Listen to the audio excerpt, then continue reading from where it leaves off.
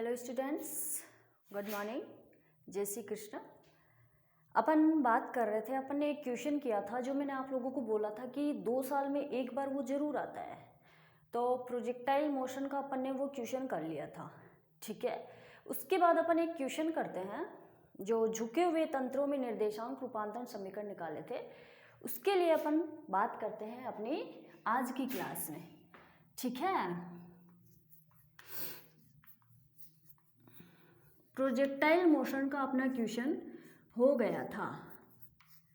आज अपन बात करेंगे एक क्वेश्चन न्यूमेरिकल सॉल्व करते हैं, ठीक है। अब देखो न्यूमेरिकल क्या है अपना, माना किसी निर्देश तंत्र में क्या है अपना क्वेश्चन, माना किसी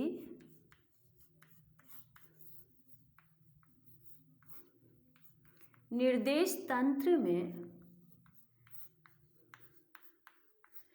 क्या लिख देंगे, माना किसी निर्देश तंत्र में किसी बिंदु के निर्देशांक 3 व 4 है। किसी बिंदु के निर्देशांक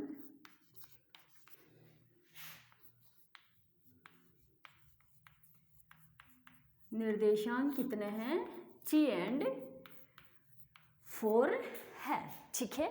क्या बोला, माना किसी निर्देश तंत्र में किसी बिंदु के निर्देशांक कितने हैं, 3 व 3 एंड 4 है।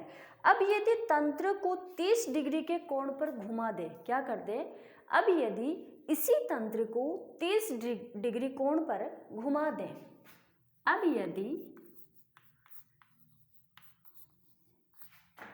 तंत्र को 30 डिग्री एंगल पर घुमा दे, रोटेट कर दे,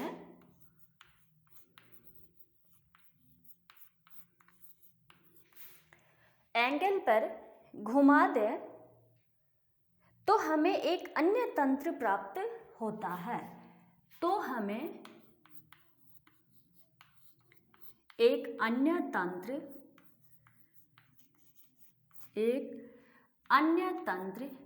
प्राप्त होता है, ठीक है। तो बताओ उस तंत्र के कोऑर्डिनेट क्या होंगे। क्या बोल रहा है, एक अपन ने कोई फ्रेम ऑफ रेफरेंस ले लिया, उसके कोऑर्डिनेट अपन ने दे दिए 3 एंड 4। अब यदि उसी फ्रेम ऑफ रेफरेंस को अपन 30 डिग्री एंगल पर रोटेट कर दें, तो बताओ उस जो रोटेट करेंगे उस बिंदु के निर्देशांक क्या होंगे, यही पूछ रहा है। एक का तो अपने को दे दिया और दूसरे का अपने को क्या करना है, निकालना है। तो तंत्र प्राप्त होता है। तो बताओ उस तंत्र, तो बताओ उस तंत्र में बिंदु P के निर्देशांक क्या होंगे, बिंदु P के निर्देशांक क्या होंगे, ये अपना क्या है, क्वेश्चन है। देखो इसको समझते हैं अच्छे से। ये क्या बोल रहा है, एक अपने को फ्रेम ऑफ रेफरेंस दे दिया, ठीक है। उसके अंदर अपन कोई पॉइंट P लेते हैं, उसके कोऑर्डिनेट अपने को इसने दे रखे हैं कितने, 3 एंड 4, ठीक है। वो फ्रेम ऑफ रेफरेंस अपन मान लेते हैं कौन सा है, S है। ओके, क्लियर है यहाँ तक। अब आगे क्या बोल रहा है, यदि तंत्र फ्रेम ऑफ रेफरेंस S को 30 डिग्री एंगल पर घुमा दे, तो क्या होगा, तो हमें एक अन्य तंत्र प्राप्त होगा। तो बताओ उस तंत्र में बिंदु P के निर्देशांक क्या होंगे। याद क्या करना है, फ्रेम ऑफ रेफरेंस अपने पास है, उसके कोऑर्डिनेट कितने हैं, 3 एंड 4 है। अब अपन ये क्या बोल रहा है कि अगर उसको 30 डिग्री पे घुमा दिया तो अपने को फ्रेम ऑफ रेफरेंस SD4 मिल गया। तो उसके बिंदु उस पॉइंट P के कोऑर्डिनेट अपने को क्या करने हैं, निकालने हैं। देखो आ जाओ, इस क्वेश्चन के अकॉर्डिंग चलते हैं। माना किसी निर्देश तंत्र, मान लो ये अपना क्या है, कोई निर्देश तंत्र है, ठीक है। इसको X है, इसको Y, ये कौन सा है अपने पास, S है। किसी बिंदु के निर्देशांक, मान लो ये कोई बिंदु P है, इसके निर्देशांक कितने दे दिए अपने को, 3 एंड 4 दे दिए। तो ये किस किस के हो गए, एक अक्ष का हो गया और एक y का हो गया। आगे क्या बोल रहा है, अब यदि तंत्र को 30 डिग्री कोण पर घुमा दे, तो घुमा दो भाई इसको, ये लो, इसको भी घुमा दो जरा सा, ए लो, घुमा दिया। कौन से एंगल पे घुमाया, 30 डिग्री एंगल पे घुमा दिया तो ये क्या हो गया, अक्ष डैश, और इसका क्या नाम हो गया, y dash. Frame of reference कौन सा हो गया, एस डैश हो गया। ठीक है, अब frame of reference S dash के निर्देशांक क्या हो जाएंगे, अक्ष डैश और वाई डैश, जो अपने को क्या करना है, निकालने हैं। ठीक है, क्लियर है, क्या करने हैं, अक्ष डैश और वाई डैश अपने को निकालने हैं। तो आ जाओ निकालते हैं अपन इसको। देखो, अब आप लोगों ने झुके हुए तंत्रों के अंदर 2 रूपांतरण समीकरण पढ़े होंगे, पढ़े थे कि नहीं पढ़े थे, वहां पे पढ़ा होगा आपने अक्ष डैश और वाई डैश की वैल्यू क्या होती है। तो देखो एस तंत्र में, चलो इसका आंसर लिखते हैं अपन, यहाँ पे आ जाओ। एस तंत्र में अक्ष की वैल्यू कितनी है, 3 एंड वाई की वैल्यू कितनी है, 4। ठीक है, ये फ्रेम ऑफ रेफरेंस एस की बात हो गई। अब एस डैश तंत्र में बिंदु पी के निर्देशांक क्या है, एस डैश तंत्र में बिंदु पी के निर्देशांक, frame of reference S dash point P के कोऑर्डिनेट कितने हैं, अक्ष डैश वाई डैश है। यहां तक अपने को क्वेश्चन में दे रखा है। वी नो दैट, भाई अपन क्या जानते हैं, ये टॉपिक अपन पीछे पढ़ चुके हैं। तो देखो वहां पे अक्ष डैश की वैल्यू आप लोगों ने निकाली होगी, क्या दे रखी है, x cos theta plus y sine theta. क्या, x cos theta plus y sine theta. देखना पीछे कॉपी खोल के देखना, नोटबुक खोल के देखना, उसके अंदर आप लोगों को झुके हुए तंत्रों के अंदर रूपांतरण समीकरण वहां पे जो निकाले थे, वहां पे अक्ष डैश और वाई डैश की वैल्यू देखना कि वहां पे यही दे रखी है या फिर अलग दे रखी है आप लोगों को। तो देखो, हाँ जी, अक्ष की वैल्यू ऊपर देखो कितनी दे रखी है, 3, वाई की वैल्यू कितनी दे रखी है, 4, और थीटा की वैल्यू पे आप लोगों के पास है कितना है, 30 डिग्री है कि नहीं है। कुछ नहीं करना है, बस वैल्यू पुट करनी है और सोल्व करना है। अक्ष कितना है, 3, कोस है, थीटा की वैल्यू कितनी है, 30 डिग्री है, प्लस वाई की वैल्यू कितनी है, 4, साइन थीटा की वैल्यू कितनी है, 30 डिग्री है। तो चलो जी, अब कोस 30 और साइन 30 की वैल्यू कितनी होती है, क्योंकि साइन 30 की वैल्यू होती है अपने पास 1/2 और कोस 30 की वैल्यू अपने पास होती है √3/2। कितनी होती है, √3/2। यही होती है कि नहीं होती है, होती है। तो चलो आ जाओ, पुट कर दो फिर वैल्यू, अक्ष डैश इक्वल 3, कोस 30 की वैल्यू कितनी है अपने पास, √3/2 प्लस 4, साइन 30 की वैल्यू कितनी है, 2, तो ये कितना हो गया, 2। तो अक्ष डैश की वैल्यू अपने पास क्या आ गई, देखो 3√3/2 और 2। क्लियर है, ये अपने पास किसकी वैल्यू आ गई, अक्ष डैश की वैल्यू आ गई कि नहीं आ गई, आ गई। ऐसे ही अपन क्या कर लेंगे, वाई डैश की वैल्यू निकाल लेंगे। पर वाई डैश के लिए आपको पीछे जाना होगा, कहाँ, झुके हुए तंत्रों में रूपांतरण समीकरण निकाला था, वहां जाकर आप लोगों को वाई डैश की वैल्यू यहाँ पे पुट करनी है। जैसे एक्स डैश की क्या थी, x cos theta plus y sine theta, और वाई डैश की क्या हो जाएगी, minus x sine theta plus y cos theta. क्या हो जाएगी वाई डैश की, देखो इसको हटा दो, अब कुछ दिक्कत नहीं है, चलो क्वेश्चन को हटा दो, कोई दिक्कत नहीं है भाई। हाँ जी, वाई डैश की वैल्यू आप लोगों के पास कितनी होती है, minus x sine theta plus y cos theta. देख लेना भाई, यही होती है, ओके। हाँ, अब x आपको दे रखा है 3 है, और साइन थीटा की वैल्यू भी आपको दे रखी है, कितनी है 30 डिग्री है। चलो y की वैल्यू कितनी है 4, और ये कितना है कोस 30 डिग्री। तो वही वैल्यू पुट कर दो, बस कुछ नहीं करना है, डायग्राम बनाना है, 30 डिग्री एंगल पर रोटेट करना है। रोटेट करने के बाद एक्स डैश और वाई डैश का फॉर्मूला रखना है, लिखना है, और फॉर्मूले के अंदर क्या करनी है, वैल्यू पुट करनी है, सिंपल। साइन 30 की वैल्यू कितनी होती है 1/2 प्लस कोस √3/2, 2 से 4 कैंसिल होगा तो कितना आएगा 2। ओके, तो फिर वाई डैश की कोऑर्डिनेट कितने हो गए यहाँ पे -3/2 2 3, यही होगा 2√3। तो देखो जी अपने पास क्या आ गया, एक तो चाहिए क्या था अपने को, बस यही तो चाहिए था, एक तो एक्स डैश पूछ रहा था और एक वाई डैश पूछ रहा था, बस यही अपना क्या था न्यूमेरिकल था। क्लियर है सबको?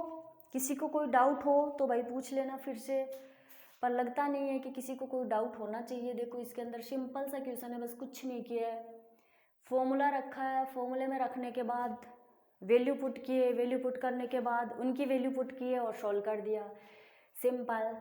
ओके जी, ये तो अपना कंप्लीट हुआ। अब अपन बात करते हैं एक न्यू टॉपिक की। ओके, नेक्स्ट टॉपिक अपना होगा गैलीलियन ट्रांसफॉर्मेशन इक्वेशन। क्या होगा नेक्स्ट टॉपिक अपना? गैलीलियो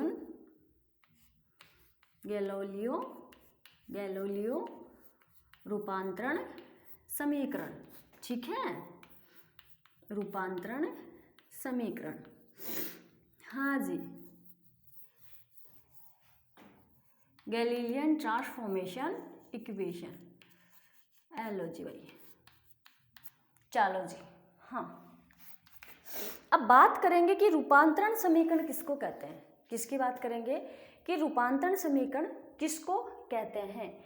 किसी तंत्र में किसी बिंदु की स्थिति, क्या किसी तंत्र में किसी बिंदु की स्थिति ज्ञात करते हैं।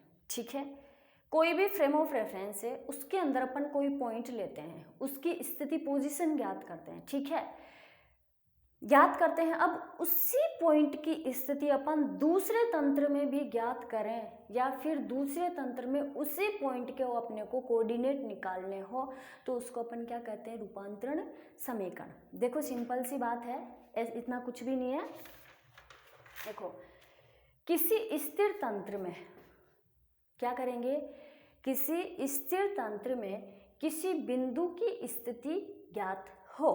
मान लो कोई भी फ्रेम ले लो, उसके अंदर कोई पॉइंट है, उसकी पोजीशन क्या हो? रेस्ट में हो। ठीक है, किसी तंत्र में किसी बिंदु की स्थिति ज्ञात हो। ठीक, और उसी बिंदु की स्थिति पहले वाले की अपने को ज्ञात है, पर उसी बिंदु की स्थिति अपन किसी दूसरे तंत्र में निकाले ना, तो वो अपना क्या कहलाता है? रूपांतरण समीकरण कहलाता है। और इसी रूपांतरण समीकरण को अपन क्या कहेंगे? गैलीलियन रूपांतरण समीकरण कहते हैं। देखो आ जाओ, डेफिनेशन लिखते हैं, बाद में आप लोगों को समझ में आ जाएगी।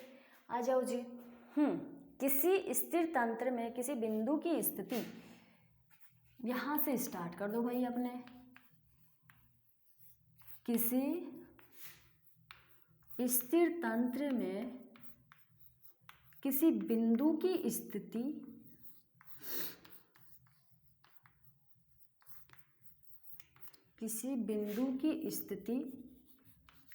ज्ञात हो,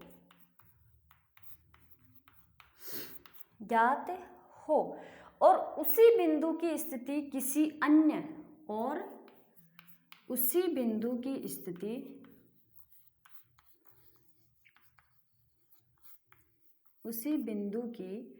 स्थिति किसी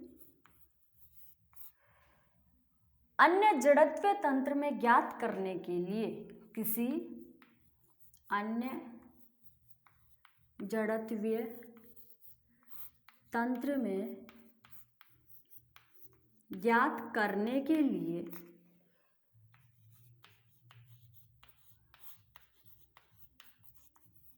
क्या हो जाएगा? ज्ञात करने के लिए जिन रूपांतरण समीकरणों की आवश्यकता होती है के लिए, जिन रूपांतरण समीकरणों की आवश्यकता होती है,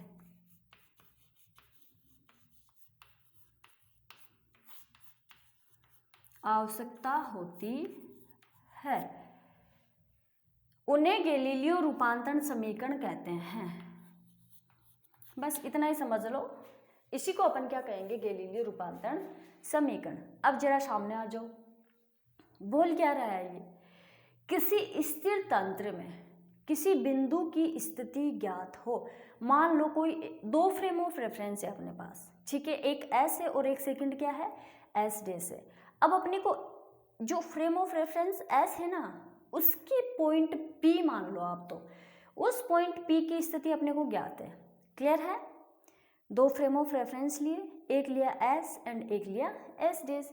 अब एस वाले की जो पॉइंट पी है उसकी स्थिति सदिश अपने को, या स्थिति उसकी स्थिति अपने को क्या है, पता है, पर सेकंड वाले की तो पता नहीं है।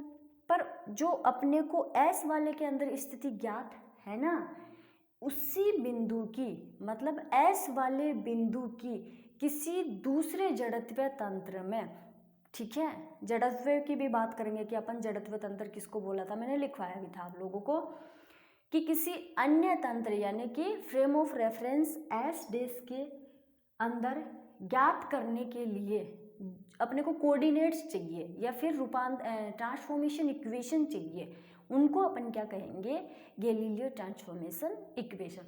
अब बात आती है कि इनर्शियल फ्रेम ऑफ रेफरेंस क्या होता है। इनर्शियल फ्रेम ऑफ रेफरेंस के अंदर आप लोग तीन चीज़ याद करके चलना। फर्स्ट ये कि inertial frame of reference Newton के प्रथम व द्वितीय नियम का क्या करता है, पालन करता है। एक बात तो ये कौन सी, कि जड़त्व frame of inertial frame of reference जो है वो न्यूटन के प्रथम व द्वितीय नियम की पालना करता है या फिर उसका पालन करता है, ठीक है। एक कंडीशन तो ये होगी। सेकंड क्या हो जाएगी कि वो नियत वेग से क्या करेगा, गति करे या फिर स्थिर हो। क्या बोला मैंने, इनर्शियल फ्रेम ऑफ रेफरेंस क्या होता है, तीन चीज उसके अंदर आप लोग याद करके चलना। फर्स्ट क्या कि इनर्शियल के अंदर क्या करोगे, फर्स्ट पॉइंट कि वह न्यूटन के प्रथम व द्वितीय नियम का क्या करे, पालन करे, और या फिर सेकंड बात, या फिर वो नियत वेग से गति करे या फिर वो स्थिर हो। इन तीनों चीजों में से एक भी कंडीशन अगर अपने को इस डायग्राम के अंदर मिल गई या फिर कौन सी भी डायग्राम के अंदर मिल गई तो उसको आप क्या कहोगे, हाँ कि मैम वहाँ पे क्या है, इनर्शियल फ्रेम ऑफ रेफरेंस, अपन वहाँ पे उसकी कंडीशन फॉलो कर सकते हैं या फिर उसकी कंडीशन वहाँ पे अपन लगा सकते हैं। क्लियर है यहाँ तक? तो इसकी चीज़ याद, इस इनर्शियल की आप तीन कंडीशन याद करके चलना। फर्स्ट, न्यूटन के प्रथम व द्वितीय नियम का पालन करता हो। सेकंड, नियत वेग से गति करता हो। थर्ड, स्थिर हो। ओके जी, क्लियर है यहाँ तक? अब इसके अंदर अपने पास दो कंडीशन आती है। क्या आती है? गैलीलियन ट्रांसफॉर्मेशन इक्वेशन के अंदर दो कंडीशन आती है। कौन कौन सी? कि प्रारंभिक अवस्था में तंत्र क्या होता है, संपाती होता है। अब संपाती का मतलब क्या होता है, पहले तो कंडीशन देखो फिर बात करते हैं कि संपाती क्या होता है। प्रारंभिक अवस्था में जो फ्रेम होता है अपने पास वो क्या होता है, संपाती होता है। ओके। और सेकंड अपने पास कंडीशन क्या होती है, यदि तंत्र प्रारंभ में संपाती ना हो। ठीक है, आ जाओ। अब अपन बात करते हैं कि प्रारंभ में फ्रेम क्या हो, संपाती हो। मान लो मैं यहाँ पे खड़ी हूँ, ठीक है, मैं फ्रेम ऑफ रेफरेंस एस हूँ। ओके। अब फ्रेम ऑफ रेफरेंस एस डेस भी आता है, वो भी मेरे मेरे अंदर कैसे बताऊँ, मेरे अंदर मान लो मैं जहाँ पे जिस पॉइंट पे मैं खड़ी हूँ उसी पॉइंट पे वो दूसरा फ्रेम ऑफ रेफरेंस या फिर दूसरी कोई भी लड़की आके वहाँ पे खड़ी हो जाए। जिस पॉइंट पे मैं खड़ी हूँ उसी पॉइंट पे अगर दूसरा कोई आके खड़ा हो जाए तो वो क्या हो गया, हम दोनों क्या हो गए, एक ही पॉइंट पे खड़े हैं, हम दोनों एक ही पॉइंट पे खड़े हैं, तो वो अपना क्या हो गया, संपाती बोलेंगे। तो कहने का मतलब प्रारंभिक अवस्था उसकी क्या हो गई, वहाँ पे क्या हो गई, संपाती हो गई। कब, जब हम दोनों एक ही मेन पॉइंट पर खड़े हैं। कौन सी कंडीशन में, जब वहाँ पे t इक्वल 0 होगा। क्लियर है यहाँ तक। अब अगर t समय पश्चात, क्या, t समय पश्चात t इक्वल 0 के ऊपर क्या कंडीशन होगी, हम दोनों एक ही पॉइंट पर खड़े हैं। ठीक है, ये कंडीशन कब होगी, t इक्वल 0 पर। और t समय बाद, मान लो t समय वहाँ पे टाइम लग गया, टाइम लगने के बाद क्या हो जाएगा, मैं जिस पॉइंट पे खड़ी हूँ ना, वो दूसरा जो व्यक्ति है वो उस पॉइंट पे खड़ा ना होके थोड़ा सा क्या हो जाएगा, आगे खिसक जाएगा। ये कंडीशन कब लागू होगी, t समय के बाद। पर लागू होगी तो इसके साथ एक चीज और लागू होगी। कब होगा, जब वो नियत वेग से गति करेगा, तभी तो वो वहां से खिसकेगा। अगर नियत वेग से गति ही नहीं करेगा तो वो कैसे खिसकेगा। ठीक है, तो ये क्या हो गया, प्रारंभिक तंत्र प्रारंभ में संपाती हो। ठीक है, आ जाओ अपन बात करते हैं। देखो इसकी, तंत्र प्रारंभ में संपाती हो।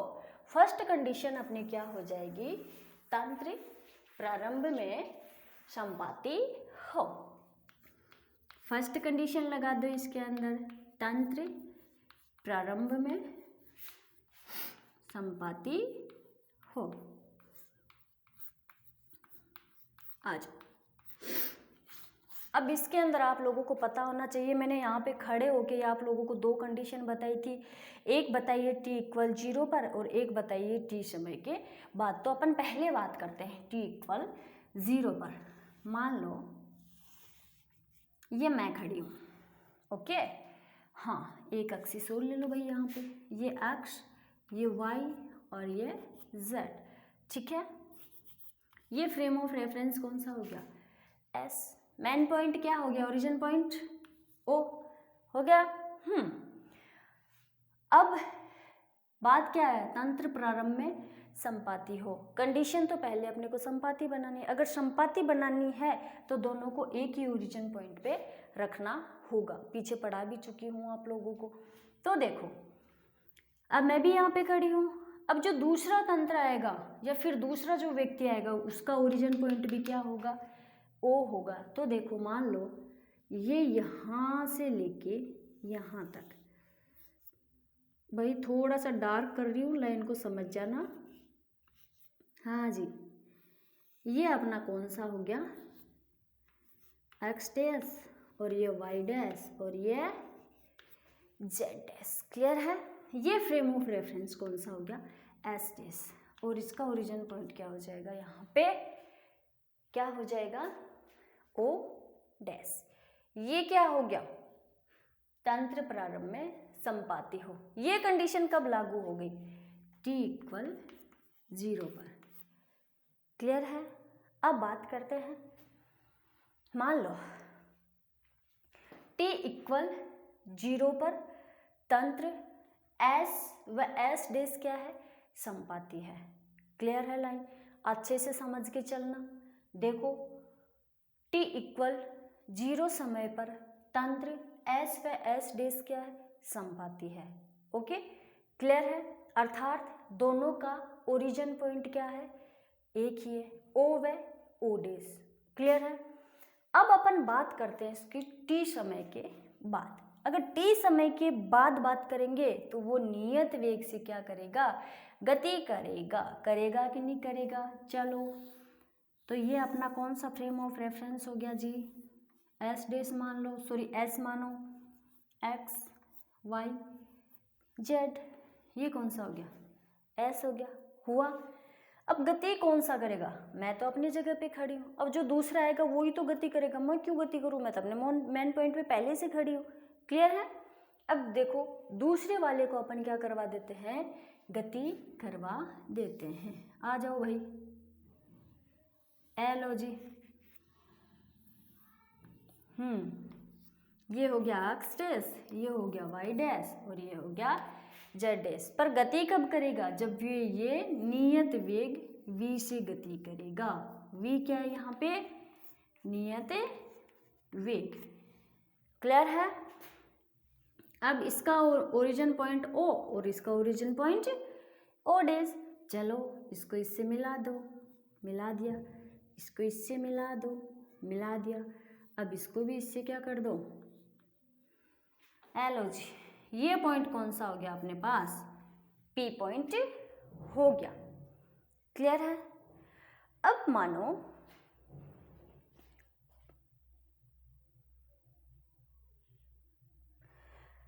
हाँ जी, अब यहाँ से लेके यहाँ तक की डिस्टेंस कितनी हो जाएगी। देखो मैं सारी डिटेल आप लोगों को पहले बता चुकी हूँ, तो मैं नहीं चाहती कि ये वाली वापस से आप लोगों को बताऊँ। आप लोग पढ़ भी चुके हो।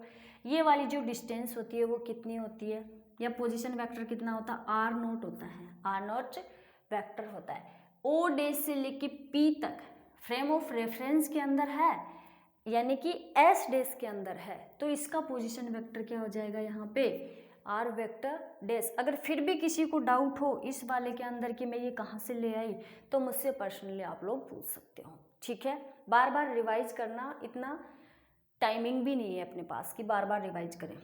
इसका पोजीशन वेक्टर कितना हो गया, आर वेक्टर। कहने का मतलब क्या है, ओ से लेके ओ डैश की डिस्टेंस कितनी है, आर नोट वेक्टर, और ओ डैश से लेके पी के बीच की डिस्टेंस कितनी है, आर डैश वेक्टर। ओ से लेके पी के बीच की डिस्टेंस कितनी है, या फिर पोजीशन वेक्टर कितना है, आर वेक्टर है। क्लियर है यहाँ तक। अब मुझे ये बताओ, अगर ये डिस्टेंस ओ यहाँ से चल के ओ डैश पर गति करता हुआ जाता है, ठीक है, मेरे को क्या करना है, इन दोनों के बीच की दूरी निकालनी है। ठीक है, दूरी किससे निकालोगे, टाइम मल्टीप्लाई v, टी समय के बाद ही तो हो रही है, ये टी समय पे ही तो हो रहा है, टी समय के बाद ही तो कंडीशन हो रही है भाई यहाँ पे, टी समय पर। हाँ जी, इस वाली कंडीशन पर आर नोट वेक्टर इक्वल क्या लिख दोगे आप, किस कौन से वेग से गति कर रहा है, v वेग से, और टाइमिंग क्या है यहाँ पे, t। तो क्या लिख देंगे अपन इसको, r nought vector equal v vector t। Clear है। यहाँ पर किसी को कोई डाउट हो तो आप लोग पूछ सकते हो। क्लियर है भाई यहाँ तक। देखो मैंने कुछ भी नहीं किया है, ये तो मैंने प्रारंभ में संपाति किया है। संपाति जब करते हैं तो t इक्वल 0 कंडीशन पे होता है।